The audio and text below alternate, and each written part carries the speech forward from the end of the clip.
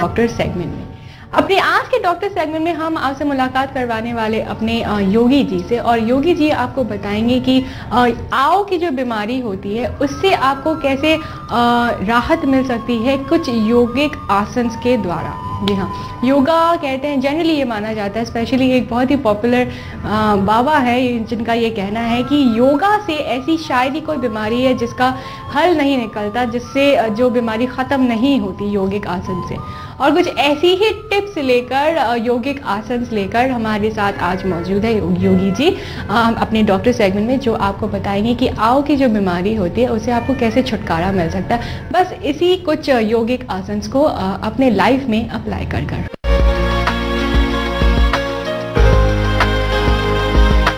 Hello and warm welcome friends, मैं लवली गुप्ता आपके लिए लेकर आई हूँ एक बार फिर से आधी दुनिया में डॉक्टर सेगमेंट को। जी हाँ दोस्तों, पिछले कई हफ्तों से हम बात कर रहे हैं योगी जी के साथ विभिन्न आसनों के बारे में, और साथ ही साथ हमने ये भी जाना कि इन विभिन्न आसनों को फॉलो करके, इन्हें शामिल करके रोजाना की जिंदगी में आप ऑलमोस्ट हर बीमारी से जो है निजात पा सकते हैं।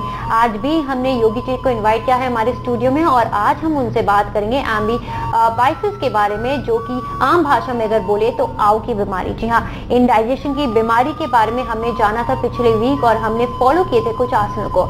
आज जानते हैं कि आओ की बीमारी को हम कैसे ठीक कर सकते हैं योग के थ्रू, और साथ ही साथ कौन कौन से आसन को जो है फॉलो कर सकते हैं। तो चलिए सबसे पहले वेलकम करते हैं योगी जी का। योगी जी बहुत बहुत एक बार फिर से आपका स्वागत है हमारे स्टूडियो में। योगी जी, पिछले बार हमने इंडाइजेशन को लेकर बात की, और आपने जो विभिन्न आसनों के द्वारा हमें आपने दिखाया कि किस तरह से जो है हम निजात पा सकते हैं। अगर बात करें आओ की, तो सबसे पहले तो ये बताइए कि आओ को हम आइडेंटिफाई कैसे कर सकते हैं। अक्सर हम देखते हैं हमारे पेट में जो दर्द आता है वो आओ के कारण से आता है, और आओ आज की तारीख में हमारे यहाँ बंगाल में खास बीमारियों में आती है।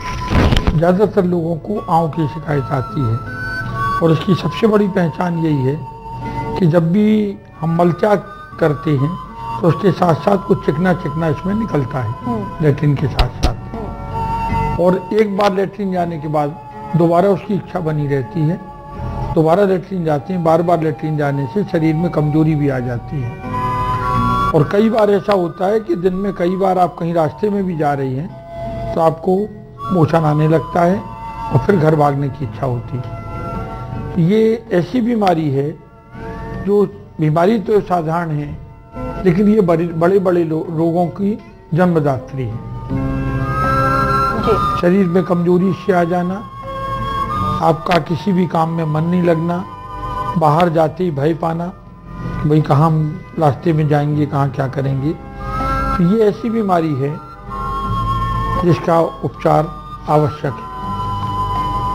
शरीर में कमजोरी भी इससे आती है, ज़्यादा मोशन होने से आपके घुटने में पैरों में भी दर्द आ जाता है कमजोरी के कारण से। इसको करने के लिए सबसे पहला जो हमारा वो है वो ये है कि हम पानी के ऊपर ध्यान दें।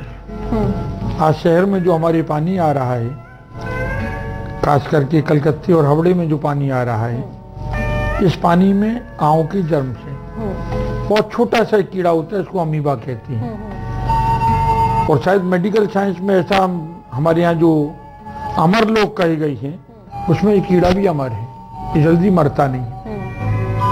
1 से 2, 2 से 4 भाग होते रहते हैं इसके, और ये जल्दी मरता नहीं है।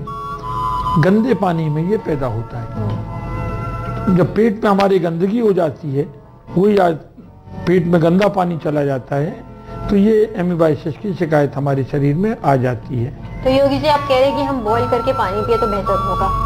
हाँ, बॉईल करके पिए या अच्छे फिल्टर से उसको फिल्टर कर लें पानी को, और हर जगह पानी या रास्ते का पानी हम लोग नहीं पिए जहाँ तक हो।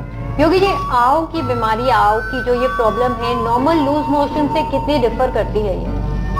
लूज मोशन में आपके शरीर का पानी निकलता है जी। आओ में गाढ़ा गाढ़ा चिकना सा एक पदार्थ निकलता है आपका, जो लूज मोशन से बिल्कुल अलग होता है। इसमें आपको कब्जी की शिकायत होती है, मूल से मतलब इसमें कब्जी होती है, और कब्ज के साथ चिकना चिकना सा पदार्थ निकलता है। तो वो चिकना पदार्थ जो है वो इंडाइजेशन के कारण है, उसका भी एक कारण इंडाइजेशन ही है। हमारा खाना पचता नहीं है ठीक से, पाचन क्रिया हमारी ठीक नहीं है, हर चीज को पचा नहीं पाती है, इसलिए पानी के अलावा कुछ आसन हैं जिनका अभ्यास इसको कर लेने से आंव की शिकायत दूर हो जाती है। योगी जी, आंव की बीमारी को रोकने के लिए, इससे निजात पाने के लिए कौन कौन से आसन हम कर सकते हैं?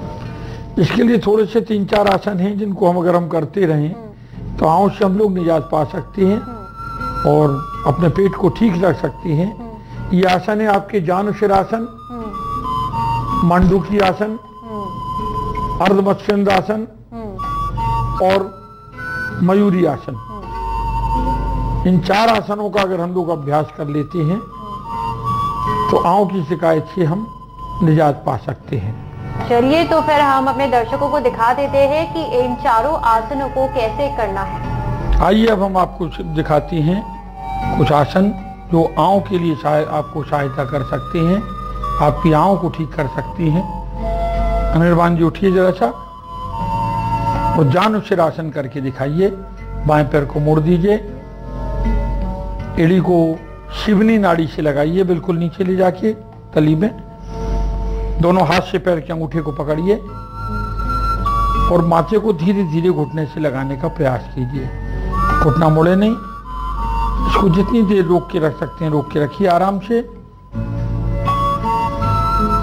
पेट को अंदर खींचिए पूरी ताकत लगा के, माथे को घुटने से लगा के रखिए। ये देखिए जानुशिरासन है, छोड़ दीजिए इसको। इसी को दोनों पैरों से करते हैं, दूसरे पैर से करके दिखाइए।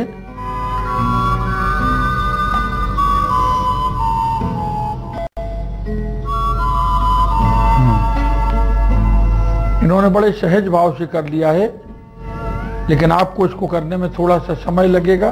घबराने की कोई बात नहीं, धीरे धीरे अभ्यास से यह आसन अपने आप लग जाता है। अब हम आपको दूसरा आसन दिखाएंगे, मांडूकी आसन। वज्रासन में बैठ जाइए, पैर पीछे करके अंगूठे के ऊपर अंगूठा चढ़ाइए। पीछे अंगूठे के ऊपर अंगूठा चढ़ा रहेगा, एड़ियां मिली रहेंगी। स्पाइनल कॉर्ड को बिल्कुल सीधा रखिए। बाएं हाथ की मुट्ठी बंद कीजिए, अंगूठे गांठ को नाभि से लगाइए, दूसरे हाथ से दबाव दीजिए, पूरा दबाइए और सामने की तरफ झुकिए। सर को ऊपर उठा के रखिए और ऊपर उठाइए सर को। ये देखिए, ये मांडूकी आसन है।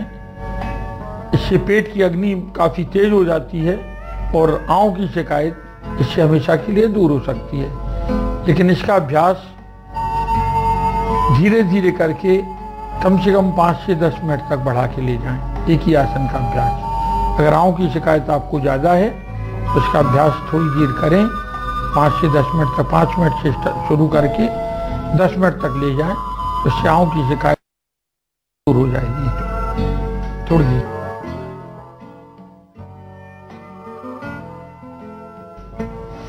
अब इसके बाद हम लोग करेंगे, निर्वाण जी लगाइए अर्धमत्स्येंद्रासन। सीधे बैठ जाइए नीचे, बाएं पैर की एड़ी को मोड़ के नितंबों के पास लाइए। बाएं पैर को मोड़ नीचे नीचे नीचे लगाइए पहले। हाँ, दूसरे पैर को ऊपर लगाइए, एड़ी घुटने के पास, घुटने के पास लेके आइए। इसको उठा के रखिए। हाँ, दायां पैर है तो बाएं हाथ को लेके आइए और पैर के अंगूठे को पकड़िए, उस हाथ को लाइए अपोजिट हाथ को। इस पैर को पकड़िए, पैर के अंगूठे को इधर इस पैर के अंगूठे यहाँ पे। दूसरे हाथ को पीठ पर रखिए और पूरा पीछे घूम जाइए, पूरा पीछे घूमिए। हाँ, यह अर्धमत्स्येंद्रासन। अर्धमत्स्येंद्रासन के अभ्यास से जठराग्नि बहुत तेज हो जाती है और किसी भी तरह की आप इस आसन के अभ्यास से अगर जहर भी खा लेते हैं तो वो भी पच जाएगा। पाचन शक्ति आपकी काफी बढ़ जाती है। दूसरी तरफ से करके दिखाइए।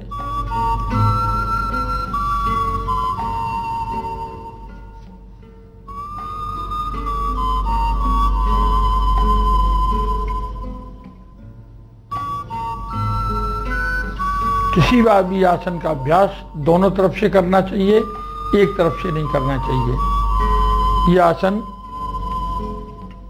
एक एक ही ऐसा आसन है जिसपे स्पाइनल कॉर्ड जो है वो सीधे उसमें जो है बैक पूरी साइड में इस तरह से घूम जाती है। ज़्यादातर आसनों में आगे या पीछे झुका जाता सकता है, इसमें सीधे सीधे पूरा स्पाइनल कॉर्ड घूम जाती है। तो स्पाइनल कॉर्ड के लिए भी ये बहुत अच्छा आसन है, छोड़ दीजिए। अब हम लोग करेंगे चौथा आसन, मयूरी आसन। पद्मासन लगाइए।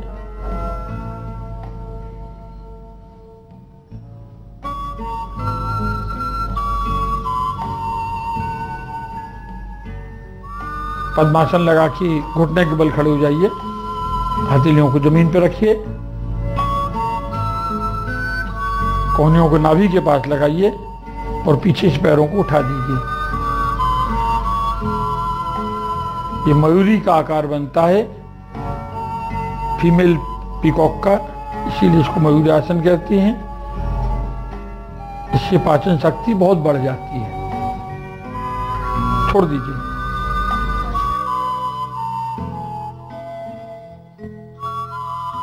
योगी जी, हमने ये इन आसनों को सभी देखा है और ये सभी आसन जो है ज्यादा डिफिकल्ट नहीं है, थोड़े से प्रैक्टिस से आप आसानी से कर सकते हैं।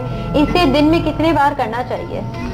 इसको दिन में एक बार कर लेने से आप आंखों की शिकायत से निजात पा सकते हैं। और योगी जी जिन्हें आंखों की शिकायत ही नहीं है वो भी इसे दोहरा सकते हैं? हाँ, वो भी इस आसन का अभ्यास करके आंखों की शिकायत को दूर रख सकते हैं। बल्कि अच्छा ये हो कि हम इनको बराबर करते रहें ताकि हम बीमारी नहीं पड़े। योगी जी, आपने पिछले एपिसोड में भी हमें बहुत ज्यादा सारे जो है आसन के बारे में बताया था। इन आसनों को हम संग में भी कर सकते हैं, बस एक फिटनेस मेंटेन रखने के लिए? हाँ, एक साथ भी किया जा सकता है। समझ आप अपने लिए एक आसन का वो चुन सकते हैं कि अपने लिए एक आसन का एक अलग से एक वो बना लें कि आपको किन किन आसनों की जरूरत है, और उन आसनों को डेली अगर आप अभ्यास करते रहें तो आपको डॉक्टरों की जरूरत कम पड़ेगी। जी योगी जी, हम जब भी बात करते हैं योगा की, आपने हमेशा कहा है कि ऑलमोस्ट जो है सभी बीमारी का इससे निजात पाया जा सकता है। आव की बीमारी में हमने डिस्कशन अपनी जारी रखी, आपने आसन के बारे में बताया। आपसे ये भी जानना चाहेंगे चलते चलते, आव से अगर कोई आव से ऑलरेडी ग्रस्त है तो उसे और क्या क्या बीमारी हो सकती है, ताकि उसे पता चल सके कि उससे भी आव है और आव की वजह से उन्हें विभिन्न बीमारी जो है हो रही है। आंखों की वजह से हमारे जोड़ों में भी दर्द आ सकता है, पैरों में कमजोरी आ सकती है और चिड़चिड़ापन शरीर में आ जाता है। इसके लिए एक और साधारण सा उपाय है कि आप थोड़ा सा सौंफ को गर्म कर लें पानी में, उस पानी को ठंडा करके दिन भर थोड़ा थोड़ा पिएं और थोड़ी सी कच्ची और पक्की सौंफ जेब में रखें और थोड़ी थोड़ी देर पे सौंफ का पान हम लोग करते रहें तो वो भी आंखों में को ठीक करने में सहायक होती है।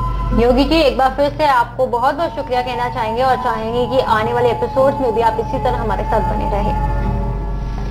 तो फ्रेंड्स, चलते चलते हमारा एपिसोड आज का यहीं पे खत्म होता है। आज भी हमने आपको दिखाए बहुत सारे आसन। अगर आप आव से ग्रस्त है तो इसे अपना सकती है, अगर नहीं ग्रस्त है तो भी अपना सकती है एक नॉर्मल फिटनेस को मेंटेन करने के लिए। आज का एपिसोड कैसा लगा, अपने फीडबैक मुझ तक जरूर पहुंचाइए। मेरा आईडी नोट कर लीजिए। मेल करने के लिए मेरा आईडी है lovely.gupta@tazatv.com। एक बार फिर से एक नए एपिसोड में मुलाकात होगी। फिलहाल मुझे दीजिए इजाजत। देखते रहिए आधी दुनिया के अन्य सेगमेंट्स को।